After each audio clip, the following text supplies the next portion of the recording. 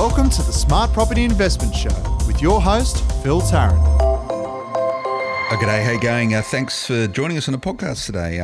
It's going to be one of those recap type scenarios where we look at 2019 and as we set ourselves for 2020, here we are in January. Everyone's at it. There's literally press releases flying through the door here, and you know, literally they come through an email.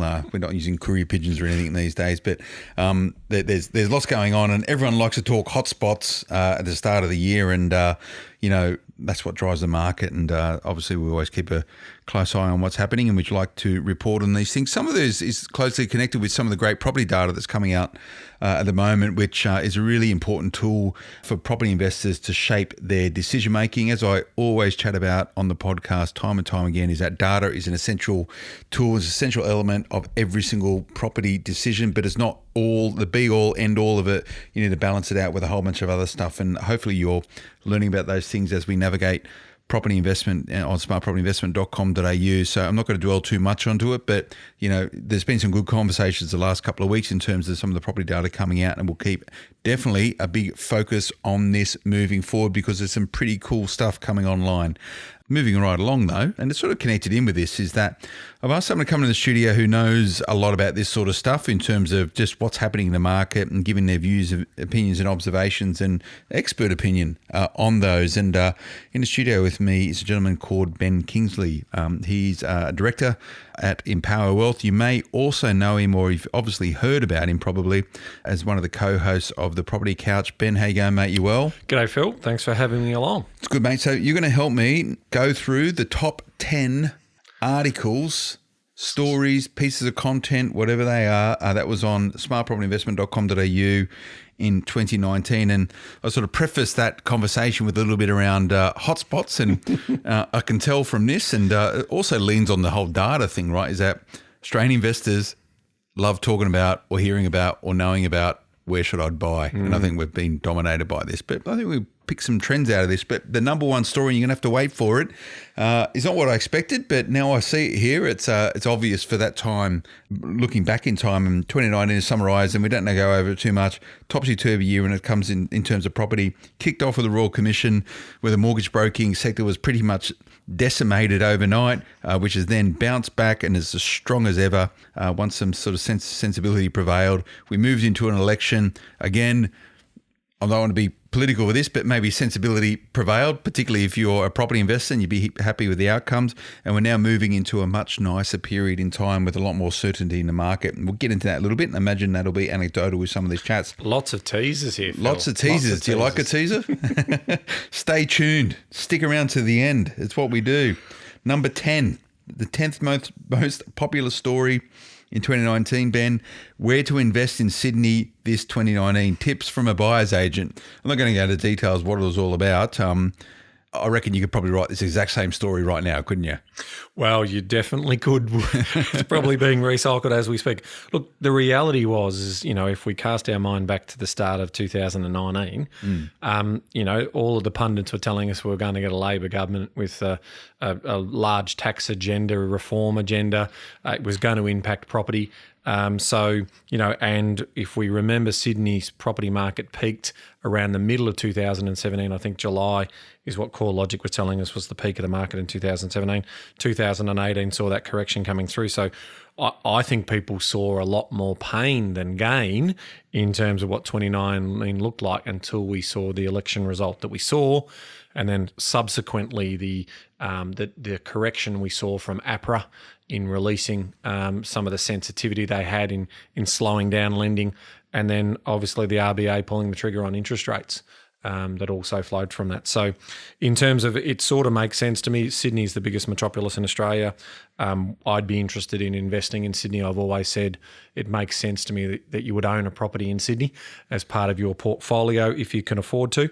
So it makes sense why it's in the top 10. And do you reckon investing in Sydney this January is a better idea than if you were investing in Sydney last January? No. I mean, the reality is you got into the bottom of the market. So, yeah, if, you know, you were betting against the bookies in terms of who would win the election, you'd probably be thinking that Sydney would have been quite stagnant. I think the economy would have been in a worse shape as well, given that obviously Sydney and by way of example, West Sydney is the 5th biggest economy in Australia. So when you think about it like that, yeah, it would have probably been, if you were taking a long-term investment view, it's always good to buy in Sydney when you can afford it. But if you were trying to time the market, you probably wouldn't have got in that first 3 or 4 months. But after that election result, if you did, Jumped right in. You're a guru.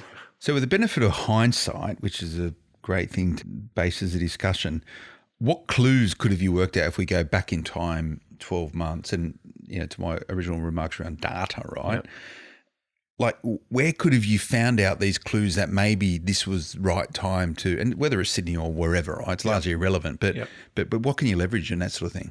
So the type of data that you want to be looking for is several. First of all, you want to look at economic activity, right? So when you come out the other side of an election and you've got stability, in terms of it's not another 4 years before we have another federal election, you know the agenda. You know what the budget program was. There was no, major reform in taxation. So that would have given you some comfort to say that business was going to invest, that things were going to get better. They didn't spike as quick as I thought they would, but I called from July that I thought that we would back to positive growth in property prices by September. We got there earlier. We actually got there in August. So, but it's not far off, to be fair. Yeah, but I mean, you needed a couple of things to happen. You needed that APRA story in terms of how they were going to ease their restrictions, the macro-prudential interference they had in the marketplace, and then you combine that with lowering interest rates. You're pricking the eyes of most people then, right, in terms of demand, right? And just remember, property is priced based on demand and supply. And in a lot of cases, property is in equilibrium. It's in balance. It's only when you're looking for when things are out of balance that you're going to see price movements. So they can be out of balance from an oversupply situation, and we're seeing that still from a rental point of view in the Sydney market, where we had the building boom. We saw lots of apartments, high and medium density apartments coming online, so that was always a challenge. And then you saw it from the demand side. So we knew that these results were going to spike the demand side for both first home buyers, because they also introduced the home deposit scheme, which meant that you only needed a 5% deposit and the government would guarantee that.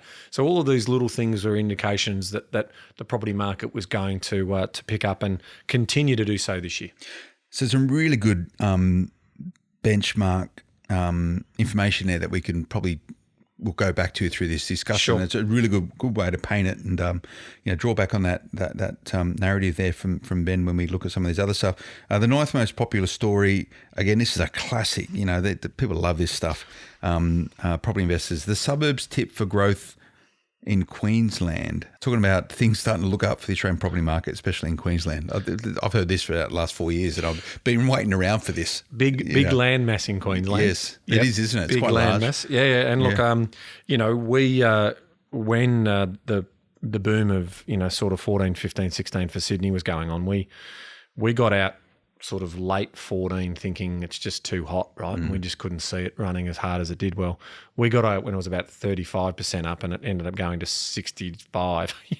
So we got out too early, and we were looking at Brisbane as a story of affordability and migration. But at that time, we weren't using our demand-supply ratio that we use now. So we got people in quite early. And so, that's one of the marketplaces that we know will improve. And we think this year, we still need to see the evidence of it happening, right? So we no longer go into marketplaces and buy properties where we know that they are screaming bargains compared to other marketplaces. We want that evidence of that strong demand and low supply coming through. Now, yields have been great up there. Rental demand has always been pretty good. There's probably a little bit of overexposure in terms of, again, medium and high density apartments, but that's the sort of story. So Queensland, there's still some problems in some markets. We saw some markets did rebound quite well, like up in the Whitsundays there, we saw those types of areas do all right in the coal area post the election and the job security around coal. So we did see, those types of Mackay, those types of areas bounce pretty strongly. Townsville still struggling. Cairns is an interesting one, relies on tourism a lot, so hasn't quite delivered the growth that we expected. But things are really tight up there. Yields are incredible. You just got to be careful in that particular market. And South East Queensland did okay, but wasn't the best performer. Be good. Okay, steady she goes. Again, I must admit I haven't seen the latest data. We normally tune out of our data in December and January, and the reason for that is because it's not reliable. People are basically looking at all different types of properties for different reasons. So the trends start to come back for us in terms of what we see in February. That's well said. Eighth most popular story, smartpropertyinvestment.com.au in 2019. Again, you put a headline like this, the investors flock to it. Suburbs that could jump 30% in value revealed. Sounds like the sort of thing you'd expect to see on like the Daily Mail or something or other, which pretty much said, here's the suburbs in the major capital cities that are most suitable for subdivision, saying that it will increase property values by 30% and rental income by 27%. Yeah, this is a good indication of where you're turning apples into apple pie, right? So it's not the classic set and forget investment. You're actually adding value, and I mean, if you're talking about areas where land value will grow by that much, you are really talking about areas that are in strong imbalance on the demand side, right? To get that type of growth inside 12 months. It's really a lot of that sort of more infill stuff it would be rather than sort of outer suburbs. It has to be, right? Yeah, in traditional sense, Phil, that's 100% correct. The exception to the rule is sometimes where you might buy a good parcel of land in a greenfield area and you build, 3 or 4 on that parcel. Okay. Now, you've normally got to have the advantage of buying in bulk or having skill as a builder or something along those to make it work for you, because you carry the risk in oversupply in those markets. So you've got to be really confident that build it and they will come, because you can be left. If you're the developer and selling them off, timing's everything in that particular place. Absolutely. We'll get to number 7 in a moment. Just go to a quick break. I'll see you soon. At Passionate Property Investors, we hear from a lot of infinite learners who love to know more and share more about their property knowledge and investment journey. If this sounds like you and you want to get more education where your eyeballs are, then join us on Facebook at Passionate Property Investors. Videos, ebooks, and learning pathways to get your property cup filled up. Not to mention free education with a tribe who gets it. Join today by searching Passionate Property Investors on Facebook. Welcome back, everyone. I'm here with Ben Kingsley, Director of Empower Wealth and co-host of the Property Couch, the only other property podcast that you need to be listening to in Australia. If you're doing smart property and Property Couch, you got yourself covered. We like to do a podcast together every now and then, and we're running through the top 10 stories on smartpropertyinvestment.com.au over 2019. Number 7, Ben, headline, thousands of property investors set for tax audit. Fear-mongering. If it bleeds, it leads. Isn't that the terminology that works? Look, I mean, the reality is we do want the tax office to be reminding people to only claim what is legitimate claims in regards to their how they run their properties. So their data matching is getting better and better. So if you are one of those people who thinks that you can outsmart the tax office, you will ultimately get caught. So we always like the idea that, there are reminders there for people around making sure that you keep good records and look after your taxation and claim what's legitimate claims and forget the non-legitimate ones. Absolutely. And if you haven't tuned in yet, and maybe you haven't heard it on the Smart Property Investment Show, Ben, I had a very senior person in from the tax office the other day, and we had a great chat for about 40 minutes. And I was really encouraged by, we spoke about a whole bunch of different things. One was the mechanics around data matching now, just how sophisticated it is, and in particular, short-term rentals, when people renting out even a room, that's considered an investment property, right? It needs to be handled correctly. But aside from that, they're getting a lot more sophisticated with it, which I was encouraged by, was the philosophy of the tax department. The AT wasn't around trying to find out people who are, they see the world two ways, people who are deliberately trying to rort and people who maybe aren't educated enough or could do some upskilling, and that will therefore improve the way in which they have a relationship with the tax office. And that's where their focus and priority is. Common sense approach. Common sense. So not to say that if you're doing the dodge, the tax office will be there. And my advice, and I don't give advice, I just give a recommendation on this podcast. Don't avoid tax. Don't avoid if it's illegal. Document what you're doing. Be absolutely transparent. All the information is there, and you do it the right way. Hopefully, as a property investor, you do on your podcast. If we're trying to make more informed property investors, correct. Just document everything and do it the right way. And you can make a lot of money in property without thinking that you need to get a benefit through tax on it. So, correct. My point: go and listen to it. It was really, really interesting chat, and we're going to get the ATO more involved moving forward to ensure that you're better upskilled on running your portfolio. So a big focus for us, and we want to get right behind that. Number 6 most popular article story for 2019, wins for property investors in the 2019 federal budget. Now, this was obviously put together a month or two before the spill. Was it the federal budget? I'm trying to think about it. They brought it forward. They brought the budget forward to April. They did. That's right. And obviously, I think people were going into it thinking that investors were going to cop a bit of a hard break out of it, but we come out pretty well out of it. Well, we won't pump up the tyres of the Liberal Party too much, though, because, in the 2018 federal budget, they surprised us with significant changes to depreciation programs. That was right. And also significant changes to travel. Was it 18 or 17? Oh, good question. Was it 18 or 17? It all blurs. But this last year, yeah. So maybe it was. Yeah. There was some incentives absolutely for firsties trying to get into the market, and I think look, anything that you can help. We know the biggest challenge for first home buyers and getting into the property market is saving for a deposit. So we do think that, any way in which the governments, both state and federal, can give first home buyers a chance to get into the market is a good thing.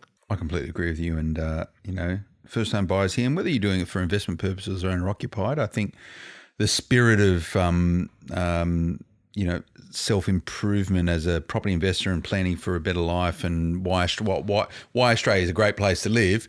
It's great to get into a house, but you don't necessarily need to do it as a first home owner. So correct. I wouldn't be surprised to see some more tinkering with that moving forward on behalf of the federal government and how they can support first home buyers.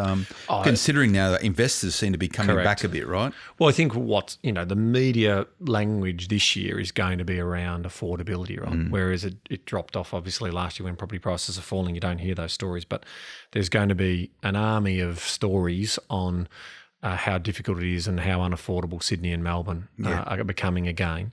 And so there is no silver bullet solution there. It has to be a combination of things, from some of the smart designs that we're going to see in terms of condominiums and things that are going to be built, in terms of co-op type accommodation. That's going to be a thing. So there's, medium high density, using more affordable materials to be able to build cheaper, and a few other things. So there's going to be a range of things there, and the government's going to have to play a role. Absolutely. And the government does play a role in legislation around property investment, and as does the opposition in terms of maybe generating policy ideas which stimulate debate, which therefore turn into policy, and how that might influence what the government regulators are doing, like APRA. This fifth most important story for 2019, this is purely just a matter of time that this happened. Critical dates and details released on Labor's negative gearing and GST changes. And this was pretty much after a lot of speculation, investor angst. The Shadow Treasurer, Chris Bowen, announced what the Labor Party would be doing at that should they become successful. I can see why this sparked so much interest. I can't remember exactly when this was. It's got to be around May, June. When was the election? Oh, no, it was earlier. It was January, I think, when they finally came out with it. So people had an idea in terms of what was going to happen. It might have been early December we got some indication of it, but it was definitely, they gave us enough time to digest it to make a decision when we were voting. And this one doesn't go away, Phil. This is interesting. I thought Labor might have listened to the marketplace, but they haven't ruled out, sort of bringing that negative gearing policy back or capital gains tax policies back into their policy position. they're going to be a bit coy about it. And I don't think they're going to be leading like they did into the last election, where they basically outlined their program of change. Was that the unlosable election? It was. Yeah. There's probably about 2.6 million, maybe even 2.7 million property investors now. So obviously, to the tax officer is, because they're the numbers they're using based on who's going to return. Correct. So and it grows, by I would suspect around a couple of 100,000 each year at the moment. So I think from that point of view, I would love to sit down with the Labor Party and with Treasury and explain to them the pros and cons. Remember, negative gearing is only a moment in time. It's not a strategy. If you're trying to invest in property for negative gearing, you aren't investing smartly. If you're trying to invest in property for tax depreciations and those types, you're not investing smartly. So it's really important that they understand that, because over time, what you want your investment property to do is to grow in value and also pay the debt off. And then you're going to be positively geared, and you're going to take that income, and that's passive income for your retirement, and you'll be paying tax on that. And if you sell that property, the government will clean up the tax receipts in terms of the capital gains as well. So I think it's short-term policy thinking, and I think there's potentially a better way to do that. But if it doesn't go away, I'd like them to look at different ways in which they could potentially implement that, because most property investors stop at one, Phil. One investment property. 70-odd%. Yes, that's right. So I don't see the value in, but they'll continue. If they do go with this policy, you'll hear them talking about buying their 6th and 7th and 8th property. But we all know, based on the tax data, the ATO data, that we're talking less than sort of 20,000 people have those types of numbers. Yeah. So it's immaterial. Well, I probably knew this, but I didn't really register with me when I was chatting with the ATO, that Australia is actually negatively geared. Yes. The property investors. So we claim more than the revenue that we generate as a collective. And going on the fact that only probably 70% of people, I can't remember exact numbers around there, only own one investment property. So, or most of them negative gear, right? So Australia is negatively geared. I'm like, I didn't really get that before. But this, in context with this discussion, if Australia is negatively geared, tinkering with that, Yeah, look, remember, the ATO data that we do get is usually at least 12 months old. I think it's 2018 numbers. Yeah, we're not at, I think we're at 2017, 2018 coming soon. The idea that, today I'd love to know that gearing ratio, right? Because from my point of view, with historically low interest rates and yields, around that sort of 3-4%.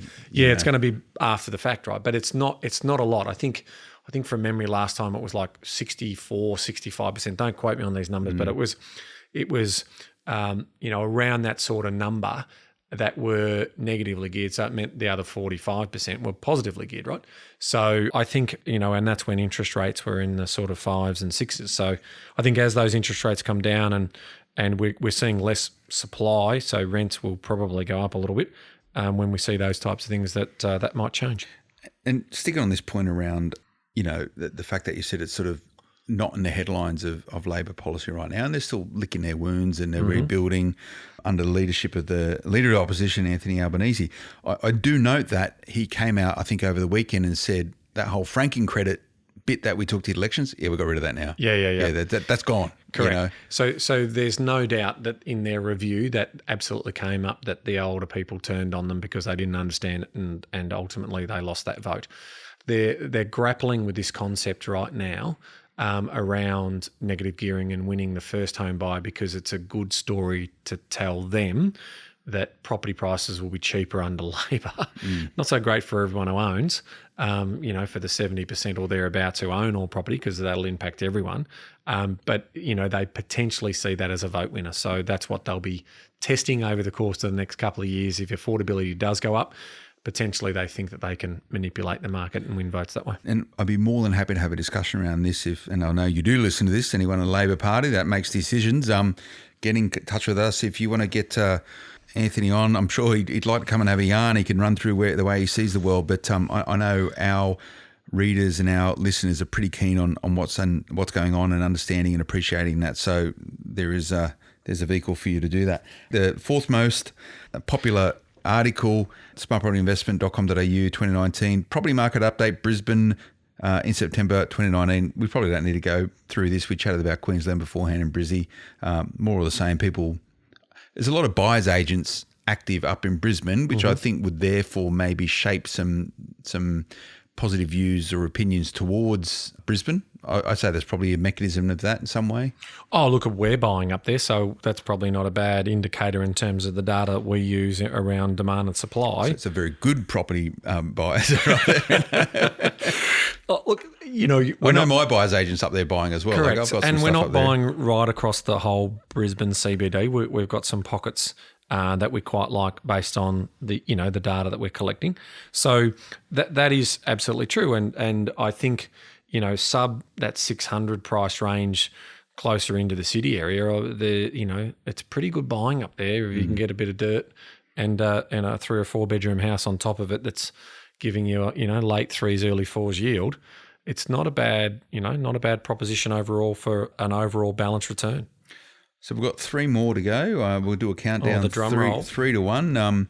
A quick break beforehand. Back in a moment. If you're a regular listener to the Smart Property Investment Show, then odds are you're already a property fanatic who loves hearing stories on investing from real people, the good, the bad and the ugly. Be with people just like you and join the group Passionate Property Investors on Facebook now. Become part of a community who know what to do and when to do it. And the time to do it is now. Passionate Property Investors. Tribe, tools and tips. Find us on Facebook today. Welcome back. We're chatting top stories 2019 on smartpropertyinvestment.com.au. We're at number 3 here with Ben Kingsley.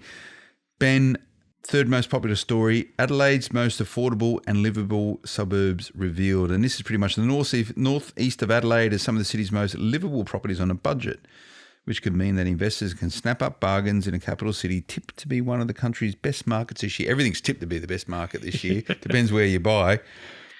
Look, Adelaide's That's me wafting my hands up in the air. Good for radio. Yeah, good for radio. So I think from that point of view, we've been admirers of Adelaide and buyers in Adelaide for a good period of time now.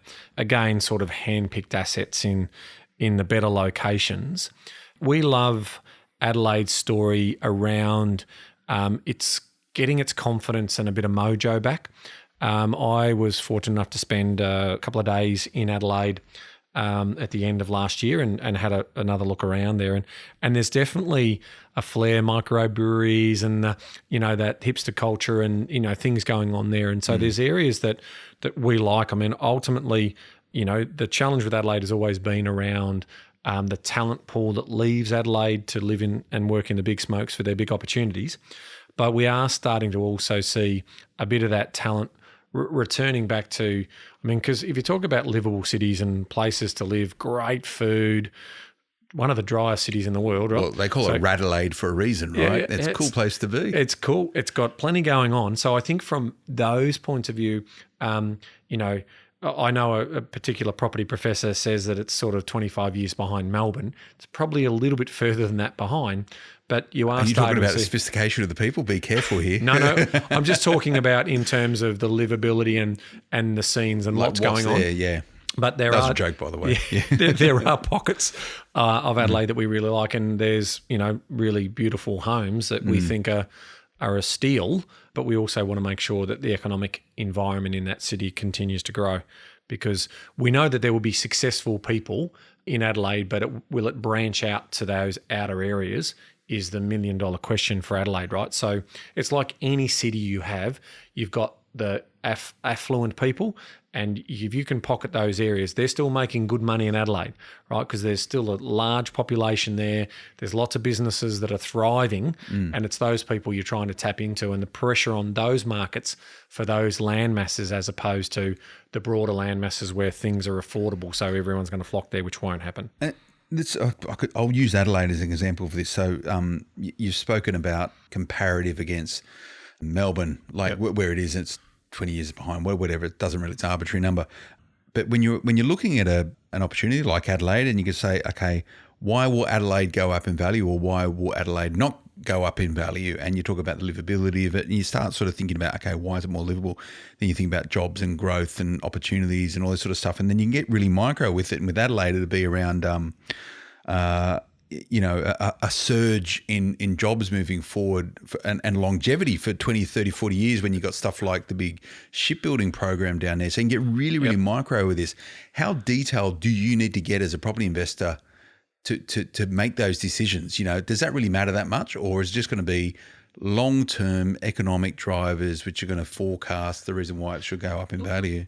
If you're doing the long-term macro stuff, it's then you're just going to get system growth in a particular city.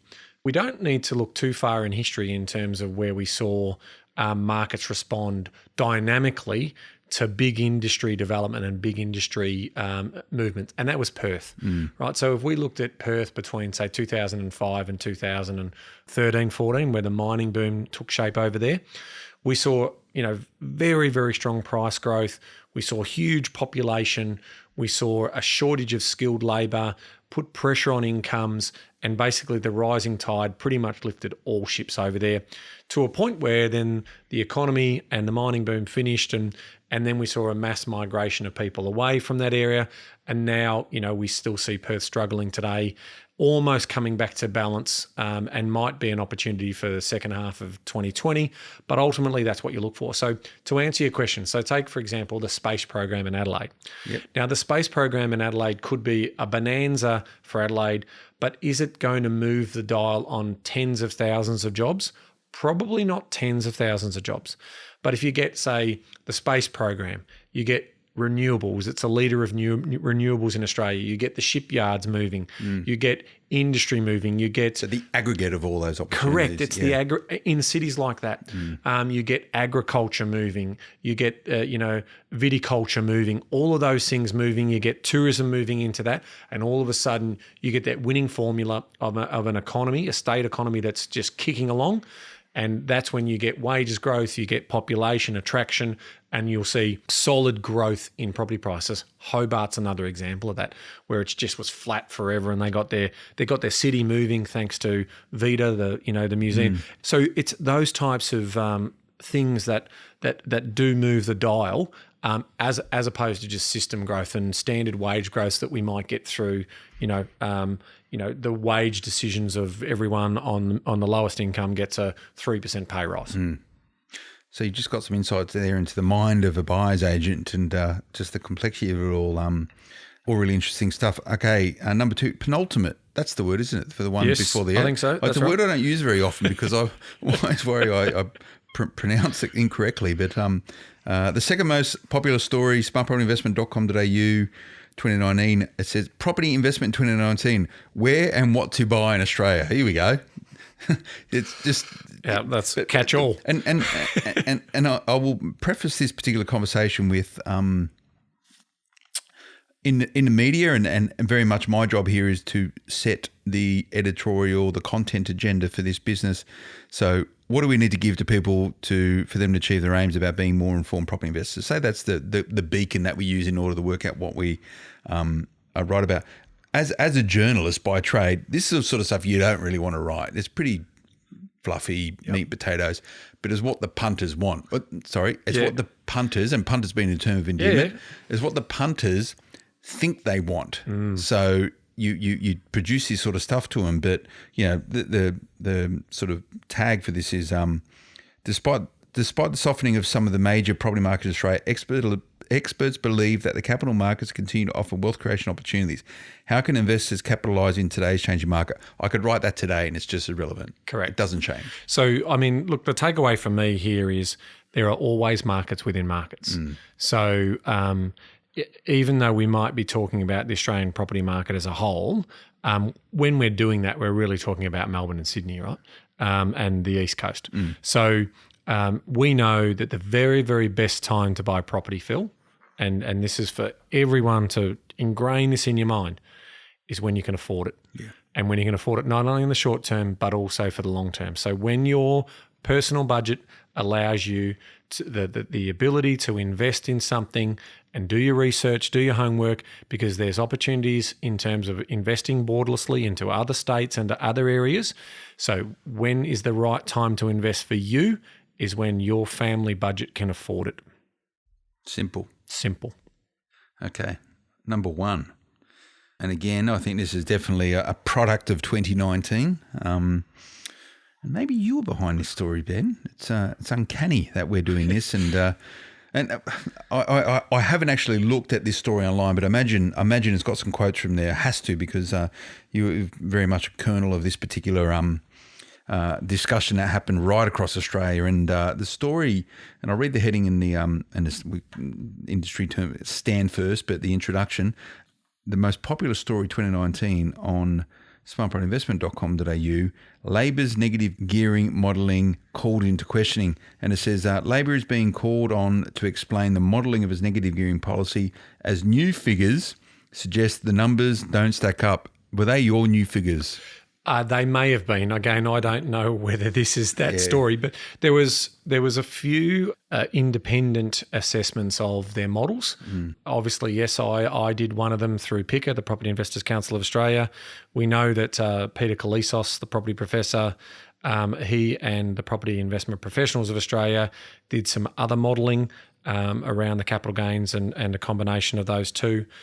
So they were probably two of the main stories that came out in 2019 in the lead up to the election. So maybe there's some fingerprints on that. I think it could be, because I thought you got called out by the shadow treasurer at some point. That mortgage broker, he called you, didn't he? I did at the National Press Club. Yes, that mortgage broker is given these numbers. Front page news of the Fin Review. So that was, look, and just a quick backstory if you're curious about what the modelling was. What happened was the Honourable Chris Bowen got on the ABC Insiders program and said it's got a 92 or 94% failure rate because, most people basically buy existing property. And I was eating my cereal at that time and basically went, that's completely rubbish. That's completely wrong. I mean, look at all these new apartments that are being bought by investors.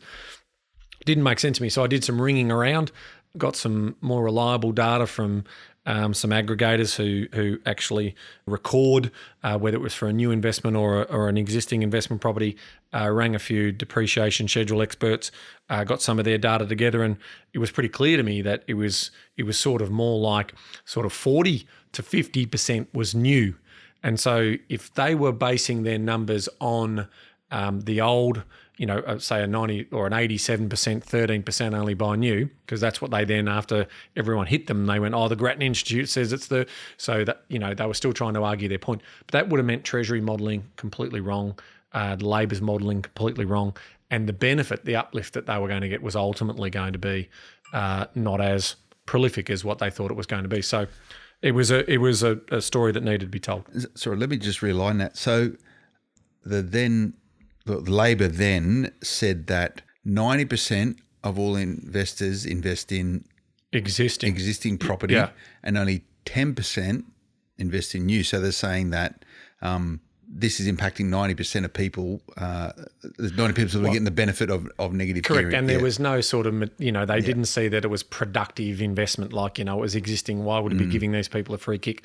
It doesn't stimulate growth, because remember their policy was on existing, it wasn't on new property. If you buy new property, then you would be able to get negative gearing benefits, right? So their argument that would stimulate growth, but they were coming from completely wrong data. It was already stimulating growth, but we were always saying most of that new stock, and what's sort of happened last year and through, great shows like you and yours and getting experts on and the data being released in terms of wins and losses in terms of investment property, most new property underperforms existing property. So what I was always advocating was be careful, be very careful, never invest for negative gearing benefits. And the stimulation that they thought they would get out of it wouldn't materialise.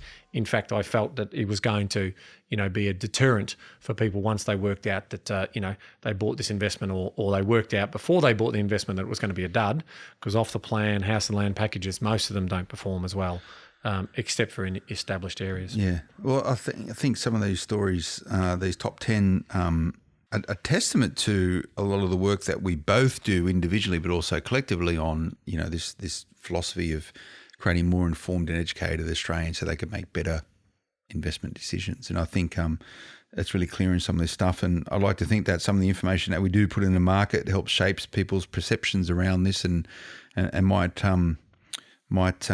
shape the way in which they choose their political parties. And I'm not being political here at all. And I think no one would know my political preferences if they listen to this show. I probably have feet in both camps. I'm just a bloke from Blacktown, right?